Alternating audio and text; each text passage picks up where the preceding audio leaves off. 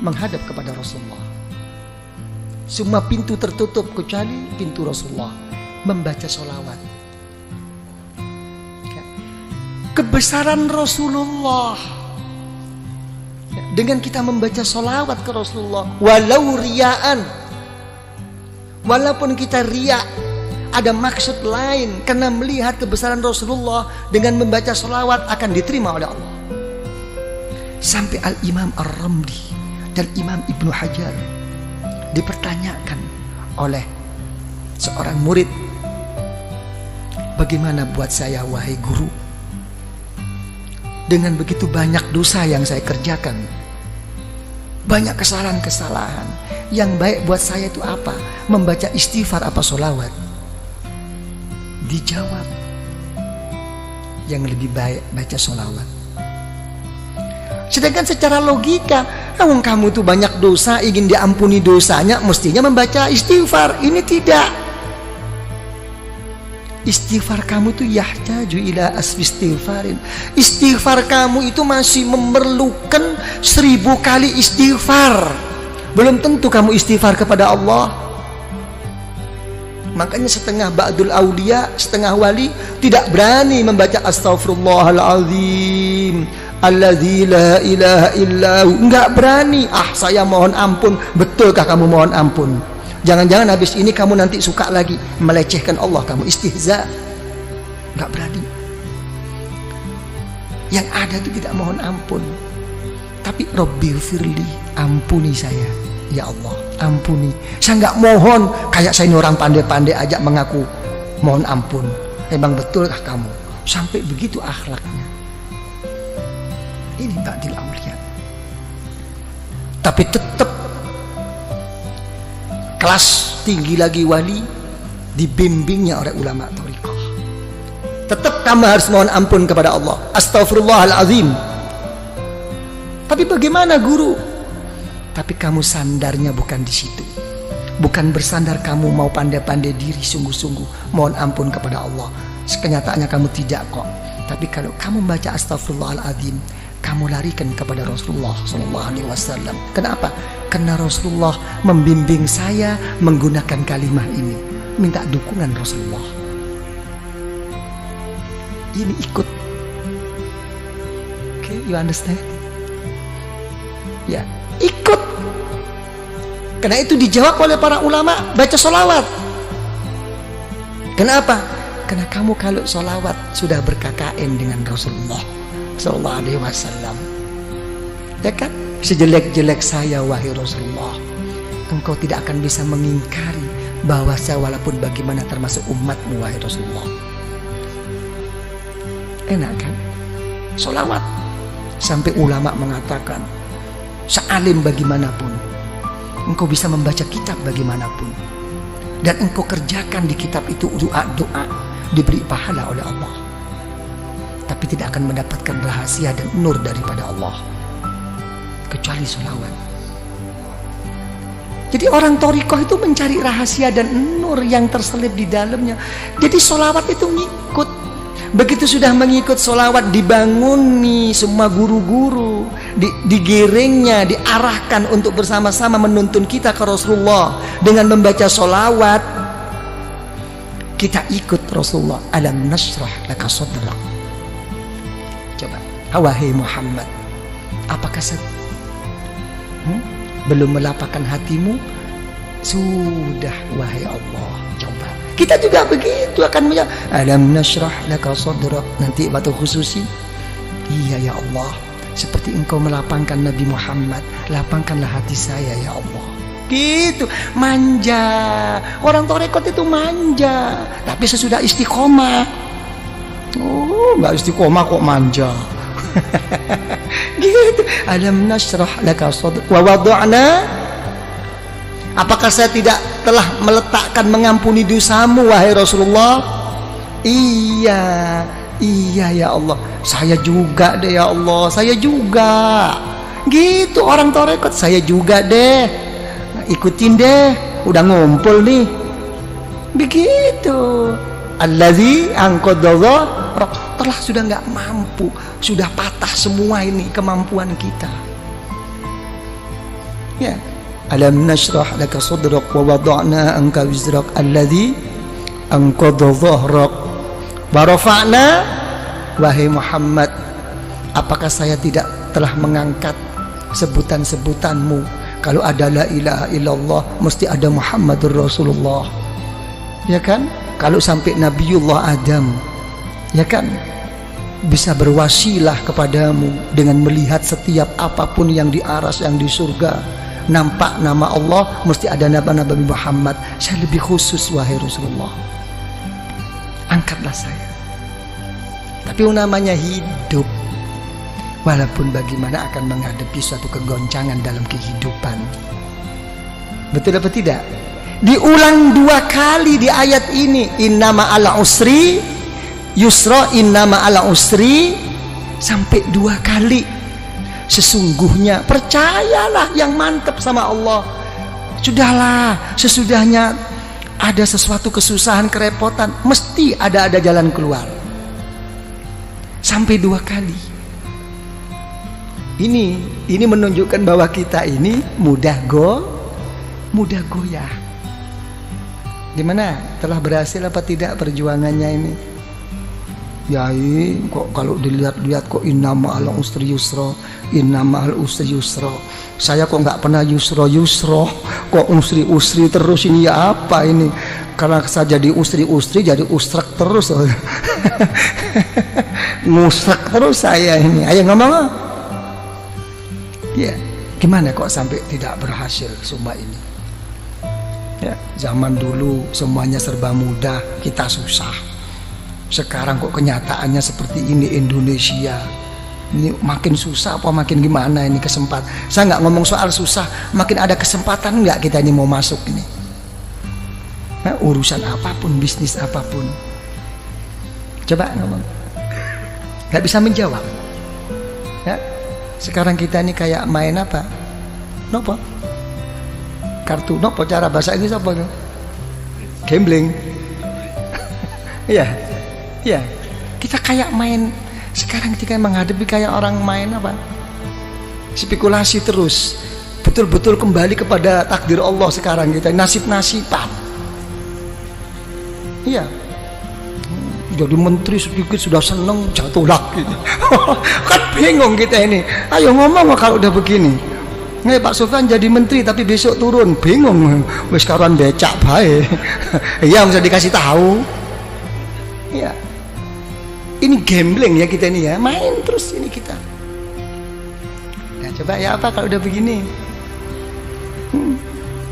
Hah? Tidak pasti. Keadaan kita ini masih begini terus Pak Arifin ya. Nah, tidak mau kemana arah kita ini? Ya kan ya? Coba mau kemana nih?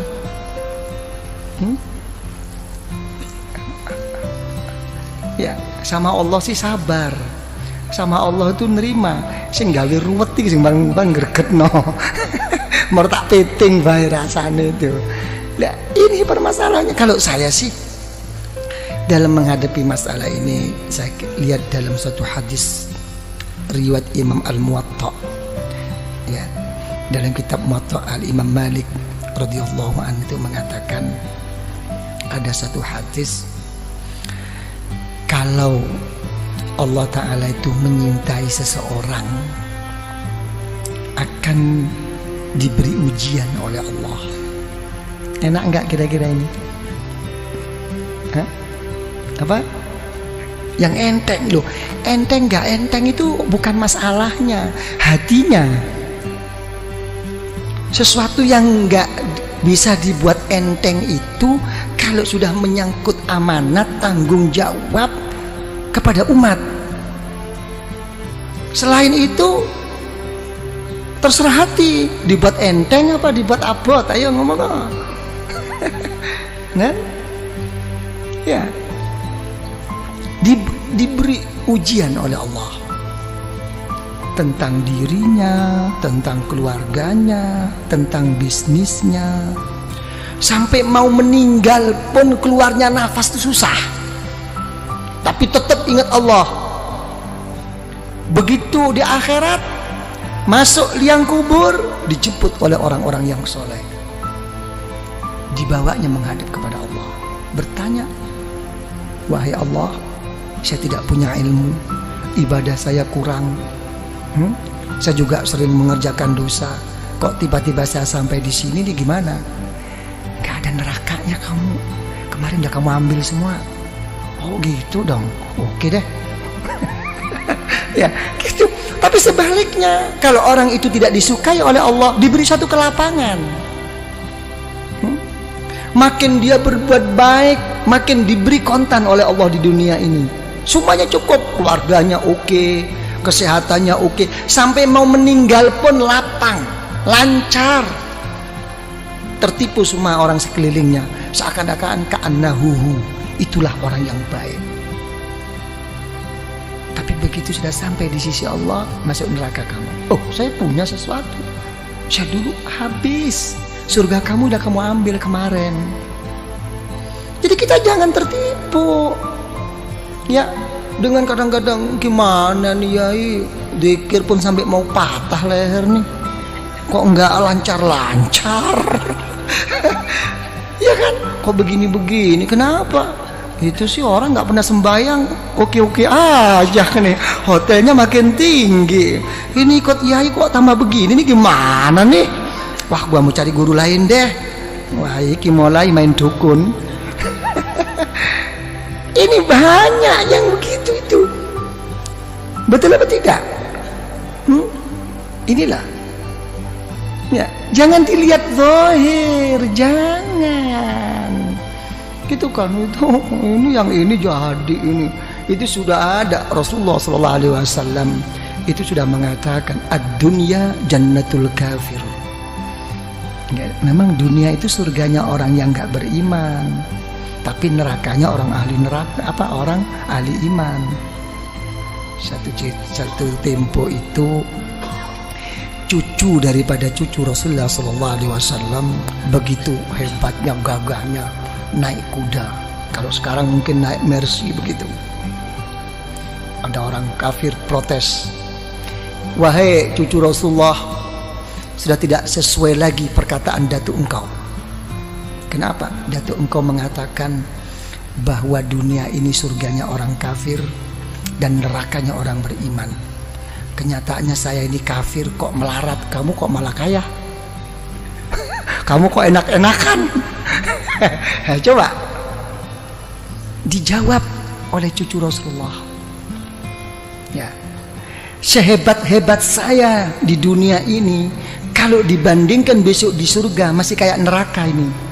Sesusah-susah kamu di dunia ini masih surga dibandingkan besok di neraka. Langsung masuk Islam. Halo, ayo kon masuk Islam. Kadang-kadang bodoh Islami ngomel, ah gila loh, ngomong aja. Ini loh permasalahannya. Jadi ya gimana kalau gitu? Ini robitoh, ini hubungan kumpulan ini. Apa yang berhasil? Kita selama ini terlalu terpukau dan selalu dianjurkan oleh orang-orang banyak. Apa yang dianjurkan adalah sabda Rasulullah SAW, man kana akhiru kalamihi la ilaha illallah dakhalal jannah. Siapa yang akhir perkataannya itu la ilaha illallah, masuk surga. Bagaimana orang itu mau ingat la ilaha illallah? Ya, pada saat itu semua setan, iblis sudah datang semua kok. Silahkan kamu jadi orang kiai, jadi orang yang soleh, jadi ini. Yang penting nanti akan meninggal, akan gude iman kamu. Susah. Ini sebetulnya ini hanya cuma anjuran agar bagaimana zikir itu menjadikan tabiah, menjadikan otomatis, bukan hanya sekadar cuman dibaca pada saat perlu aja. Dengan keotomatisannya itu insya Allah ya, menghadapi segala kesusahan mau meninggal ini akan diingati oleh Allah, dakhalal jannah. Kalau dia menyebut la ilaha illallah, itu anjuran. Tapi praktek Rasulullah tidak begini kok. Praktek Rasulullah akan meninggal itu justru beliau tidak mengatakan la ilaha illallah, malah beliau berdoa Allahumma arrafiqul Ya Allah, pertemukan saya ya Allah, kumpulkan saya ya Allah dengan kawan-kawan saya yang mulia ini. Coba, ini Rasulullah nangis Sayyidatuna Aisyah radhiyallahu anha, idzan la yakhtarna, karena Rasulullah sudah menyebut-nyebut orang-orang yang saleh, menyebut orang-orang yang tinggi di sisi Allah. Sudah jelas Rasulullah tidak akan memilih kita, akan kembali Rasulullah kepada Allah. Ini ternampak, semua kawan Rasulullah itu ternampak orang-orang yang soleh ini. Ada satu kerinduan bertemu mereka-mereka. Ini maksudnya Robitoh itu di sini. Makanya ada istilah, dalam istilah ulama Thariqah itu apa? Ar-rafiq qablat thariq. Ya, mencari kawan itu sebelum pelangkah berjalan ke arah mana. Cari kawan, apalagi ke Allah. Yang benar cari kawan ini, yang bisa mendampingi suka dan duka. Itu doa Rasulullah. Allahumma ar-rafiqul a'la. Nampak. Jadi kalau orang thariqah, misalnya yang pernah saya saksikan, saya buktikan dengan orang tua saya sendiri, dan orang tua saya juga menceritakan tentang guru-gurunya begitu. Jadi begitu sudah sakit parah, kalau sudah sakit parah, ada orang lewat siapapun kok disebut itu gurunya. Ayah saya juga begitu. Sopori mlebu wau. Anu punya tutu Mbah Romli kok. Gurunya yang disebut. Sudah. Mbah Romli kok. Bukan ya, itu bukan Mbah Romli. Mbah Romli kok. Enggak berarti. Ruhaninya sudah ketemu itu. Di alam sadar. Ruh antara mau berangkat nggak berangkat ini ketemuan. Ini yang dinamakan orang-orang sufia itu yaqadha. Pada saat-saat begini. Jadi ini hubungan thariqah itu di sini, bukan apa namanya? Bukan hal-hal yang lain, sampai mau meninggal pun ada masalah yang begini ini. Karena jadi paham ya? Jadi begitu, innama ala usri yusra.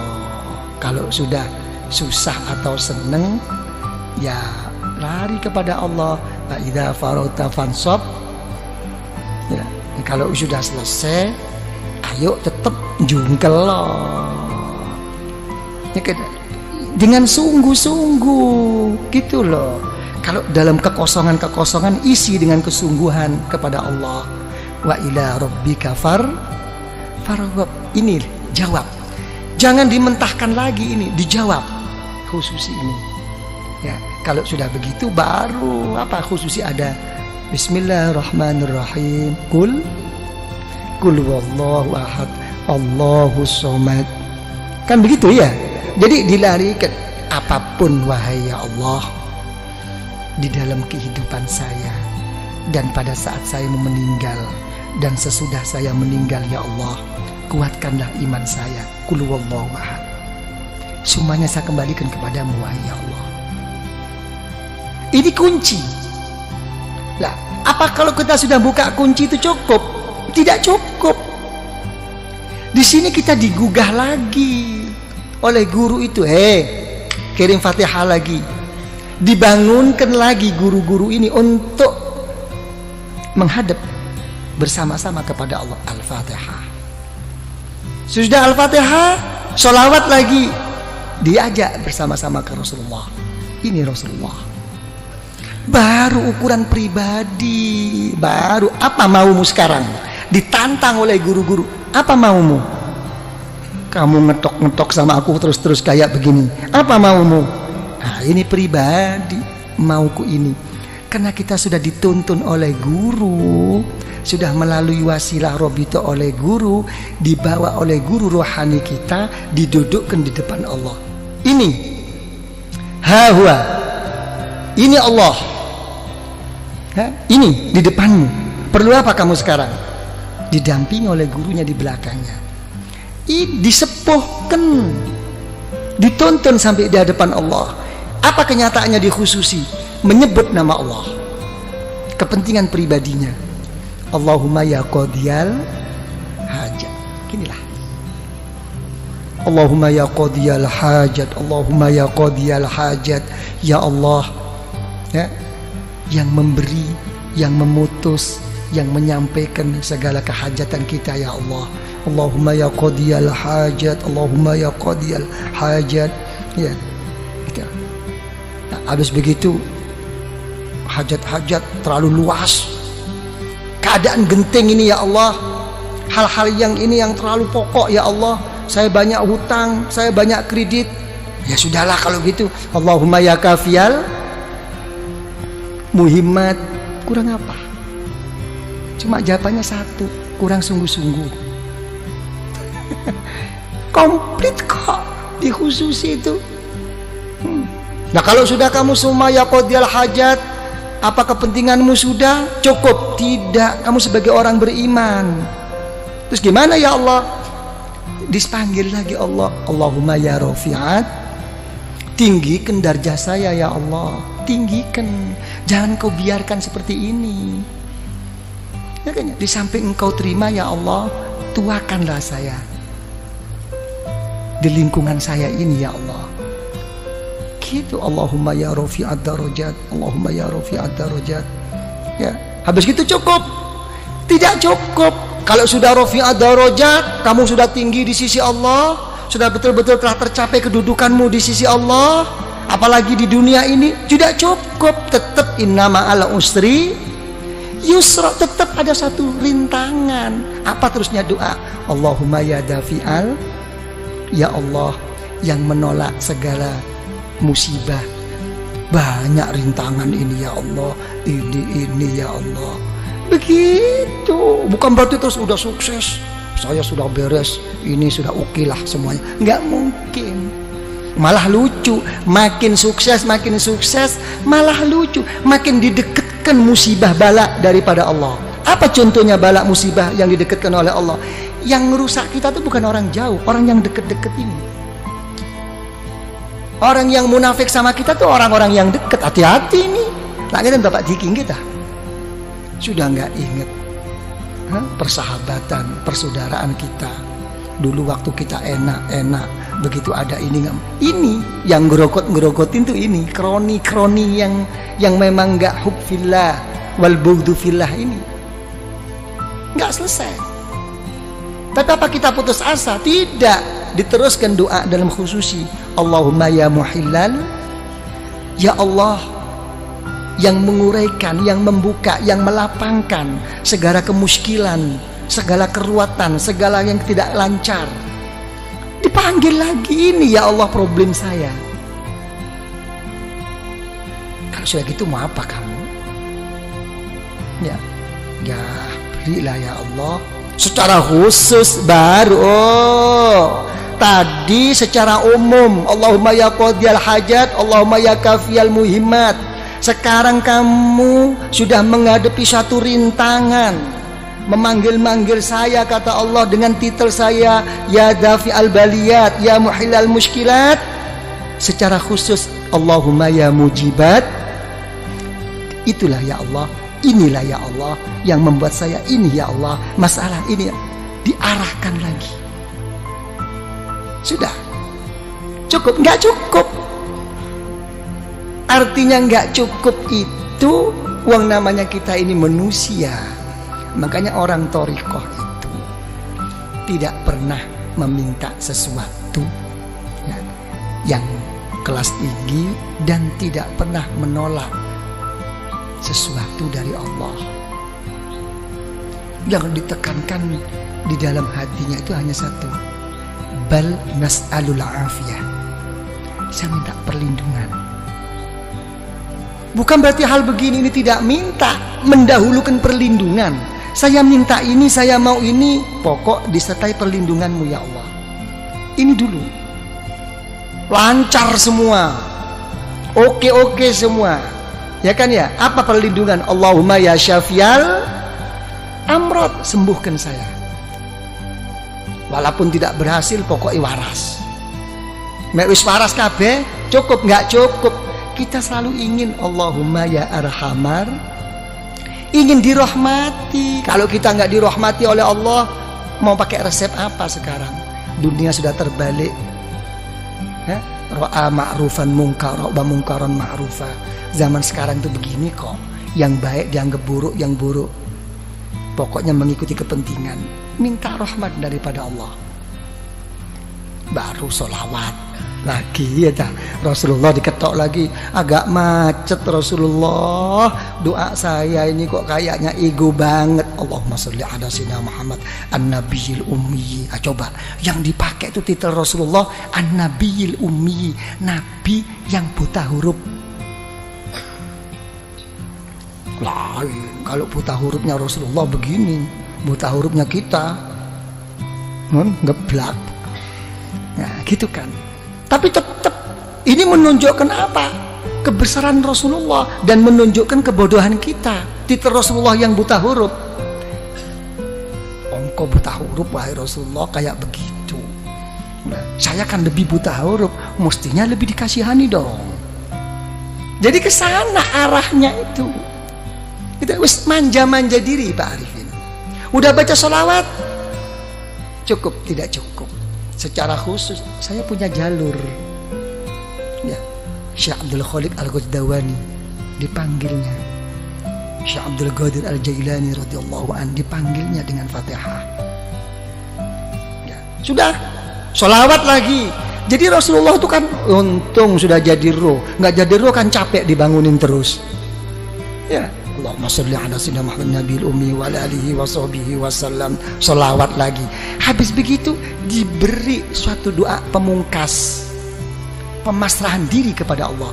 Hasbunallah wa ni'mal wakil. Sampai dalam satu hadis Rasulullah SAW, siapa yang membaca ini jangan lagi sungguh walaupun bohong.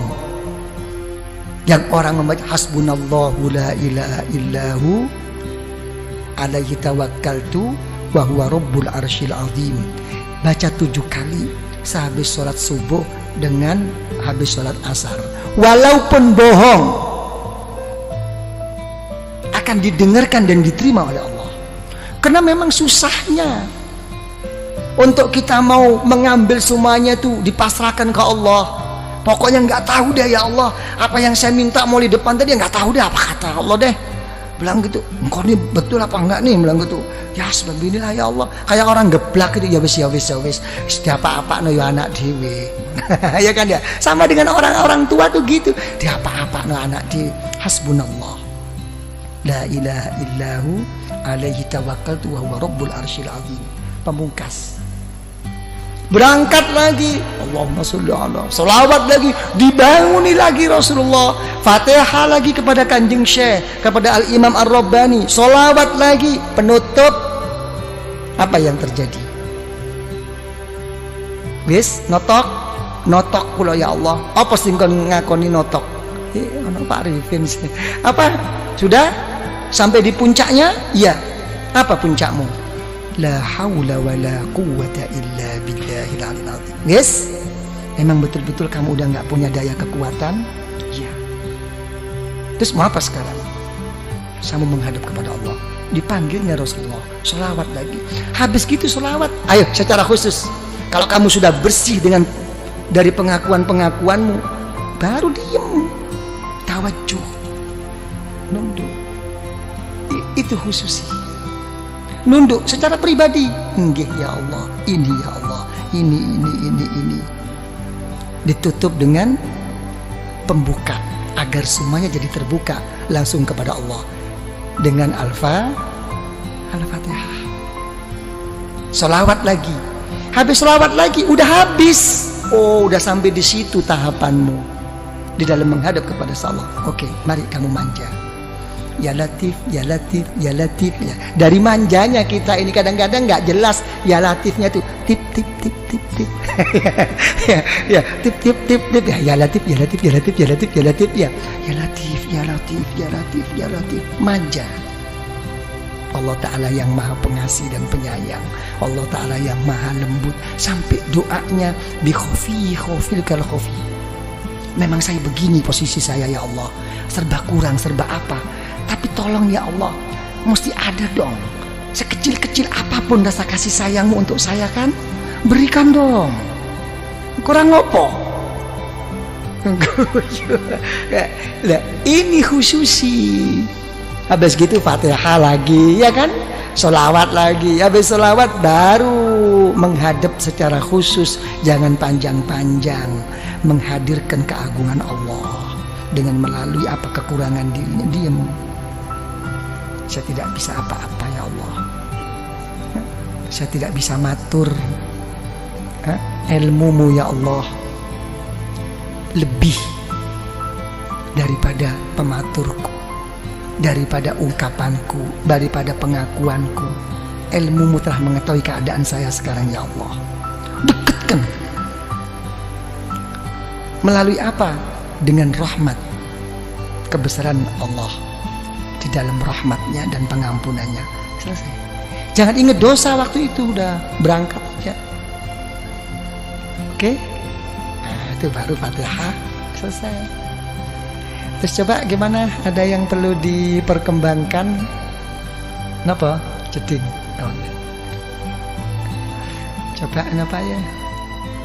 Ya, jangan lupa nanti baca apa? Hasbunallah la ilaha illahu alaihi tawakkaltu wa huwa rabbul arsyil azim. Itu pokok itu. Coba apa yang perlu dianukan? Kanca Madura. Dan kanca Madura kamu saja. Dan nggak dikasih tahu kemarin ya. Kok nggak ada muncul anak-anak di mana anak dan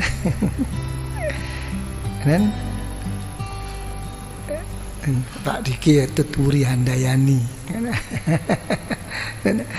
Kenapa Pak? Hilang semua. Hilang ya. Nanti kalau saya pulang aja diinget-inget. Datang sendiri. Ya, kenapa? Ya enak. Tapi juga harus ke situ gitu.